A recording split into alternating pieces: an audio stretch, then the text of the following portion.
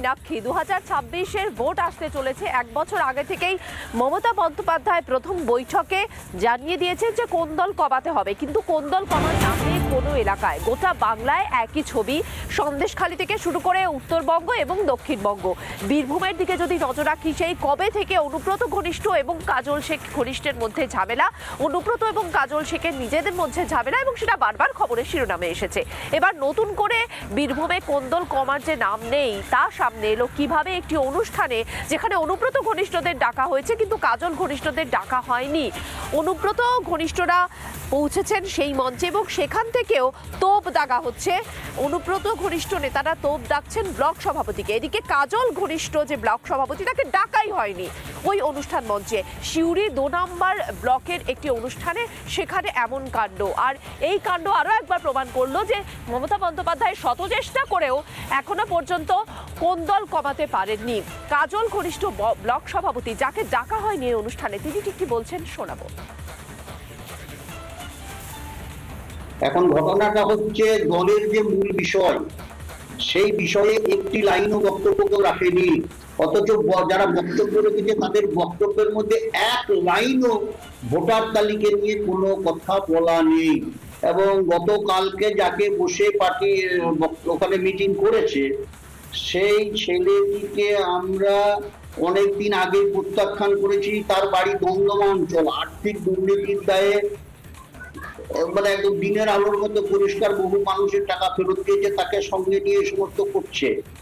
দলের সঙ্গে এই মুহূর্তে তার কোনো সম্পর্ক নেই।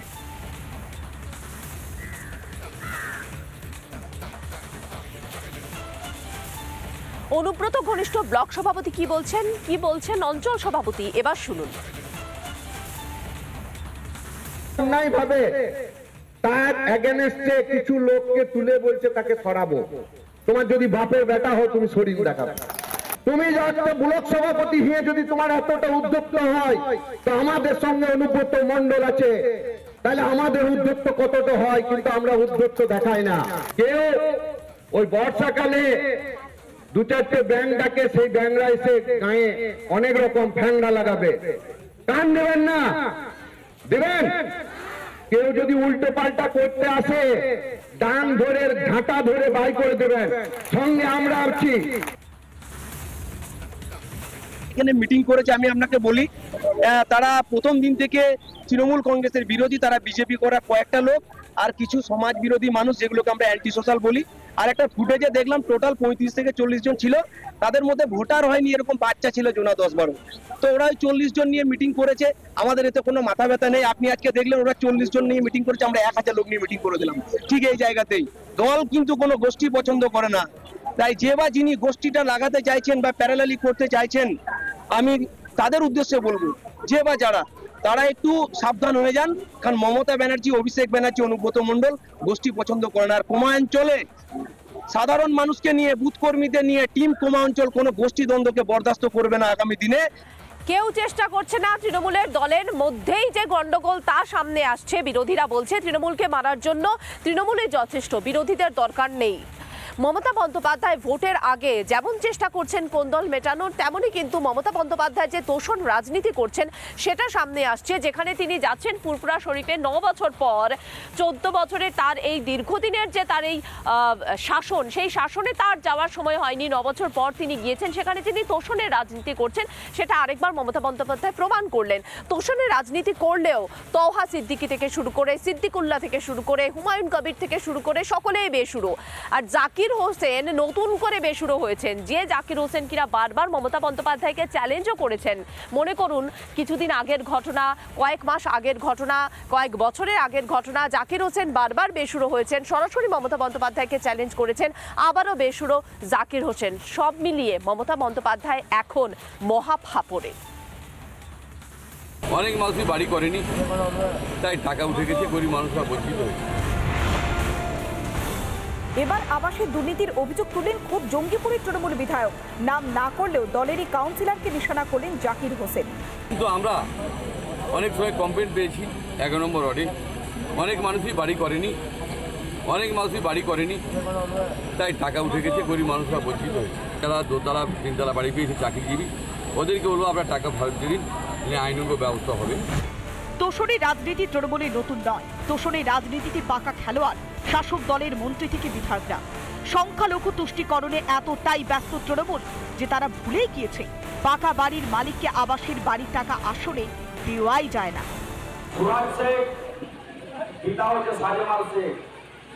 মার্বেল ও টালিযুক্ত বাড়ি করেনি, কিন্তু টাকা ঢুকেছে জহিদুল কাউন্সিলরের বিআই মশাই মোহাম্মদ ফারুক শেখ। আবার পিতার নামও মোহাম্মদ ফারুক শেখ। এখানে কিন্তু পিতার নাম অন্য হওয়া উচিত, অথচ পিতার নামও ফারুক শেখ। 11 নম্বর ওয়ার্ডের কাউন্সিলরের বিরুদ্ধে সরাসরি টাকা চাওয়ার অভিযোগ জাকির অনুগামী। তৃণমূল কাউন্সিলরের বিরুদ্ধে পদক্ষেপের হুঁশিয়ারি ওয়ালিদ আহমেদের। কাউন্সিলরের দরজায় বারবার যে অনুরোধ করে বাড়ি চেয়েছে, কিন্তু তাদেরকে বাড়ি দেয়নি, বিনিময়ে লক্ষ লক্ষ টাকা দিয়েছে। এই গরিব মানুষদেরকে বঞ্চিত করে 11 নম্বর ওয়ার্ডের কাউন্সিলর, জনপ্রতিনিধি, পঞ্চায়েতে বাড়ি দিয়েছে। পৌরসভার যারা আধিকারিক আছেন, আমরা যে লিস্ট করলাম, আপনি ইমিডিয়েট তদন্ত করুন। অভিযোগ শুনে রীতিমতো খাবি খেলেন 11 নম্বর ওয়ার্ডের কাউন্সিলর। বিধায়ককে নাকি অন্য দলের লোক ভুল বুঝিয়েছে। আজব যুক্তি কাউন্সিলর জাহিদুর রহমানের।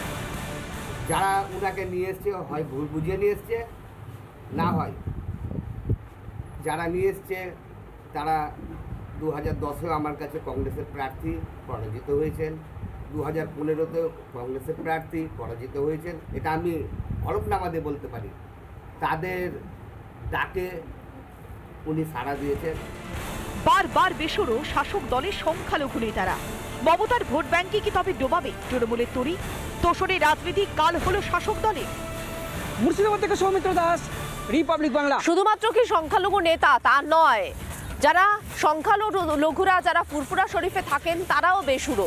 মমতা বন্দ্যোপাধ্যায়কে দেখে মনে হচ্ছে যে বাংলায় ভোট আসছে, 9 বছর পর ফুরফুরা শরীফে যাওয়ার তার সময় হয়েছে। তারপর সেখানে গিয়ে তিনি বলছেন যে ফুরফুরা শরীফে নাকি উন্নয়নের বন্যা বইছে। তা কিসের উন্নয়ন? যেখানে তৌহা সিদ্দিকী বলছেন যে কি করেছেন মমতা বন্দ্যোপাধ্যায়। মমতা বন্দ্যোপাধ্যায় যদি বলেন যে 100% কাজ হয়েছে, তাহলে বেইমানি করেছেন। এত বড় কথা যখন তৌহা সিদ্দিকী বলছেন, তখন ফুরফুরা শরীফের বাসিন্দারা কি বলছেন? বেহাল সেখানে পরিবহন। প্রমাণ হচ্ছে শুধুমাত্র তোষণের রাজনীতি করেছেন মমতা বন্দ্যোপাধ্যায়। আমাদের প্রতিনিধি পিঙ্কির বিশেষ প্রতিবেদন। বিধানসভার আগে মমতা বন্দ্যোপাধ্যায় এলেন, 9 বছর পর পা রাখলেন ফুরফুরা শরীফে। কিন্তু ফুরফুরার মানুষজনরা কি চাইছেন? বিধানসভার আগে কোন উন্নয়ন চাইছেন তারা? দাদা এখানেই থাকেন, এই অঞ্চলেই থাকেন, এই অঞ্চলেই থাকেন আপনারা? বিধানসভা নির্বাচন সামনে, কি চাইছেন উন্নয়নের জন্য?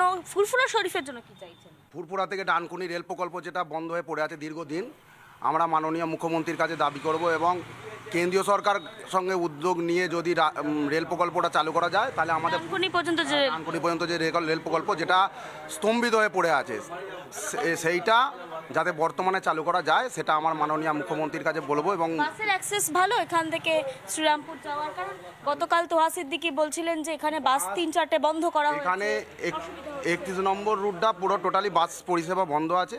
এখন রাজ্য সরকার থেকে কিছু বাস চলছে, মানে যেটা ধর্মতলা পর্যন্ত যায় ফুরফুরা শরীফ থেকে। বাসিন্দা হিসাবে মাননীয় মুখ্যমন্ত্রীর কাছে দাবি রাখছি যে দীর্ঘদিন ধরে যে রেল প্রকল্পটা বন্ধ হয়ে পড়ে আছে, ওটা চালু করলে আমাদের এলাকাবাসীর খুবই উপকার হয়। এই রেল প্রকল্প যদি চালু হয়ে যায় এবং বাস রুটটা ভালো হয়, তাহলে হয়তো ফুরফুরা শরীফের যে কমিউনিকেশন সেটা আরও ভালো হবে। তবে বিধানসভা ভোটের আগে ফুরফুরা শরীফের মেজাজ বলছে মমতা বন্দ্যোপাধ্যায়ের দিকেই তারা ঝুঁকে রয়েছেন। ক্যামেরায় অমিত নাথের সঙ্গে পিঙ্কি অধিকারী, রিপাবলিক বাংলা। নানা ধরনের কন্টেন্ট দেখার জন্য লাইক করুন, শেয়ার করুন আমাদের ফেসবুক পেজ, সাবস্ক্রাইব করুন আমাদের ইউটিউব চ্যানেল।